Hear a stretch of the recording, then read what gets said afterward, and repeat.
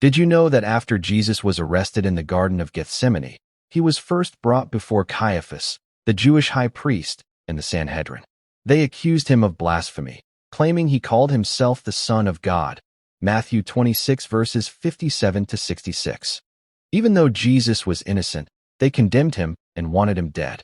The trial was unfair, full of false witnesses and lies. Yet Jesus remained silent, fulfilling the prophecy of the suffering servant, Isaiah 53 verse 7. Next, Jesus was taken to Pontius Pilate, the Roman governor, because only the Romans had the authority to execute someone. Pilate, after questioning him, found no guilt in Jesus and wanted to release him. He even offered to free a prisoner as part of a Passover tradition, asking the crowd who they wanted him to release, Jesus or Barabbas, a known criminal. Matthew 27 verses 15 to 23.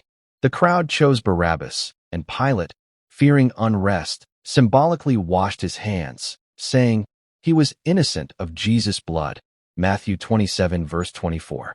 Despite his innocence, Jesus was handed over to be crucified. Before carrying his cross, Jesus was brutally mocked by the Roman soldiers. They put a crown of thorns on his head, dressed him in a purple robe, struck him, and spat on him, ridiculing him as King of the Jews. Matthew 27 verses 27 to 31. His body bore the wounds of their cruelty, yet he did not retaliate.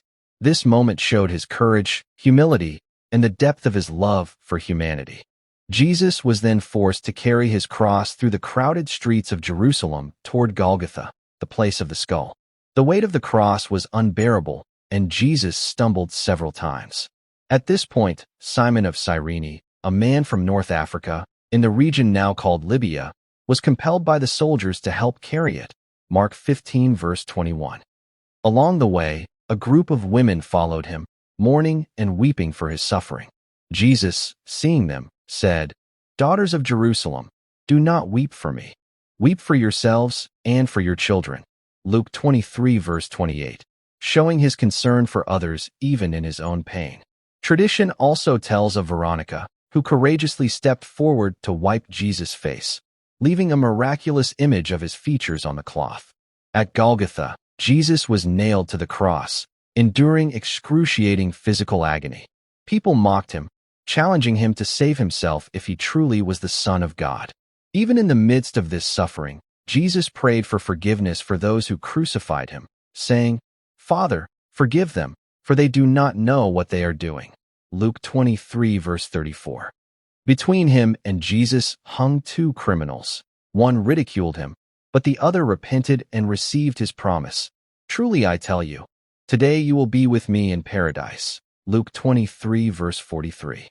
After hours of pain, Jesus cried out, "It is finished." John 19 verse 30, showing that his mission to save humanity was complete, and then he breathed his last. This journey, from the unjust trial to the cruelty of the soldiers, the heavy cross, the compassion of Simon and the women, to his final words on the cross, reminds us of the immense love, forgiveness, and strength of Jesus. It teaches us that even in the face of injustice, suffering, and betrayal, we can remain faithful, show mercy, and trust God's greater purpose. His story encourages us to help others, stand with those in pain, and find courage to endure life's hardest trials.